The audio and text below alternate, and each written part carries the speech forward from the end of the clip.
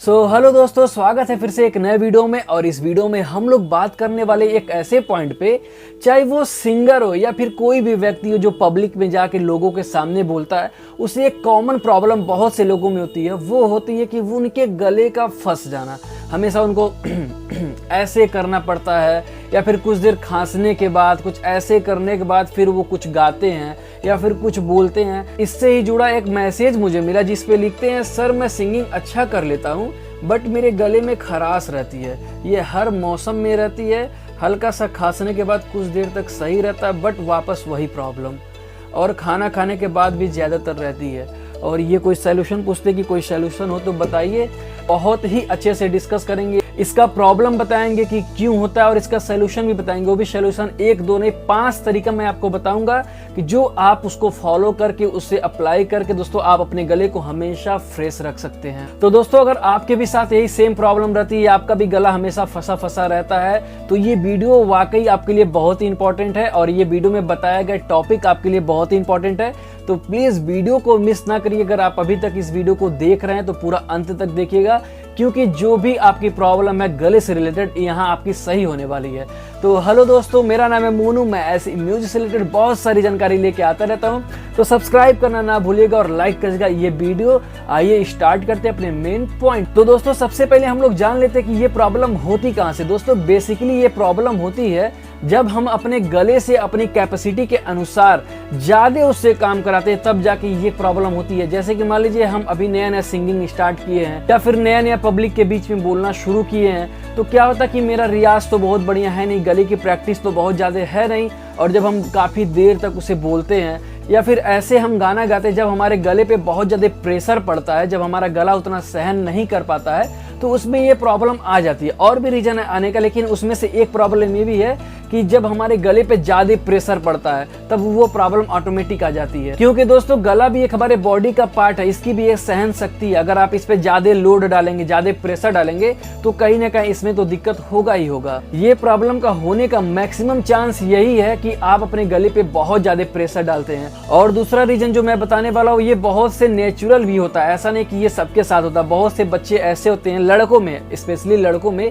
13 से 17-18 साल की उम्र में जब उनका ग्रोथ होता है, जब उनके वॉइस में चेंजेस आते हैं, तब जाके भी ये प्रॉब्लम होती है। बहुत से लोगों, 90% लोगों को ऐसी प्रॉब्लम होती है जब वो उस एज में होते हैं, तब उन्हें ये प्रॉब्लम होती है और ये प्रॉब्लम एक समय के बाद खत्म हो जाती है। और भी कई रीजन है दोस्तों जिससे ये प्रॉब्लम हो जाती है, बट अब हमें प्रॉब्लम पे बात नहीं करना है। अब हम आते हैं सॉल्यूशन की तरफ कि क्या उपाय है इसका, कैसे हम इसे सही कर सकते हैं। दोस्तों सबसे पहला पॉइंट ये है कि अगर आपको भी सेम प्रॉब्लम है तो आप गार्गिल करना स्टार्ट कर दीजिए।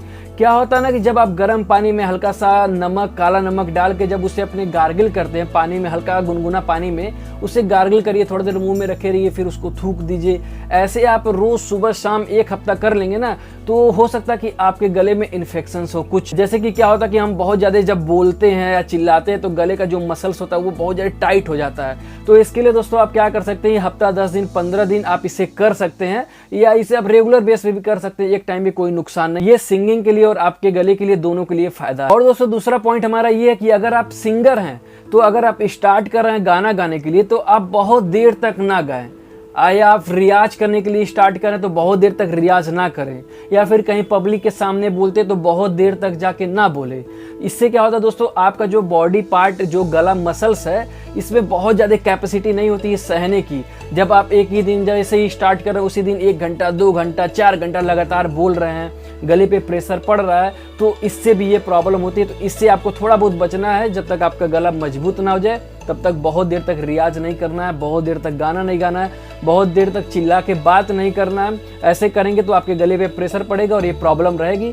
तो ये एक सलूशन हो सकता है कि आप इस पर थोड़ा सा कंट्रोल रखिए, और जैसे ही आपका गला धीरे धीरे धीरे मजबूत हो जाएगा, फिर उसके बाद करेंगे तो कोई फर्क नहीं पड़ेगा। और दोस्तों तीसरा पॉइंट हमारा ये, जैसे कि मान लीजिए आप कोई गाना गाना है, तो आप कोई ऐसा सिलेक्ट करिए जिसे आप कंफर्टेबल होकर गा सकें।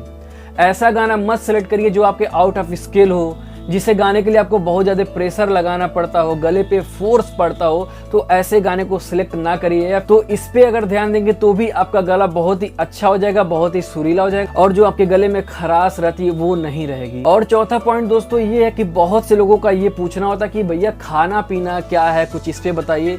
तो दोस्तों मेरा मानना है कि खाना पीना बहुत ज़्यादा मैटर नहीं करता है। आप चाहे खट्टा खाइए, मीठा खाइए, ऐसा कुछ नहीं है। आप एक सिंगर हैं, बहुत से बोलते हैं कि भैया हम सिंगर हैं तो खट्टा कैसे खाएं। देखिए कुछ नहीं होता। होता क्या है कि आप किसी एक चीज़ को रेगुलर बेस पे कर देते हैं या फिर ज़्यादा मात्रा में कर लेते हैं तो जाहिर सी बात है नुकसान होगा। आप गला के लिए नहीं, किसी भी काम को अगर रोजाना वही चीज़ कर रहे हैं, भर भर के कर रहे हैं, हमेशा कर रहे हैं, तो वो नुकसान तो करेगा ही करेगा। तो दोस्तों मेरे देखने से खट्टा खाने से या कुछ खाने से ऐसा बहुत ज़्यादा प्रभाव तो नहीं पड़ता है अगर आप उसे थोड़ा बहुत मात्रा में करते हैं तो। क्योंकि हमारी सबकी पसंदीदा गायक लता मंगेशकर जी का कहना यही है कि वो भी खट्टा खाती है, वो भी दही खाती है, वो भी मीठा खाती है, हर चीज़ खाती है कंट्रोल में, लेकिन कोई दिक्कत नहीं होता है।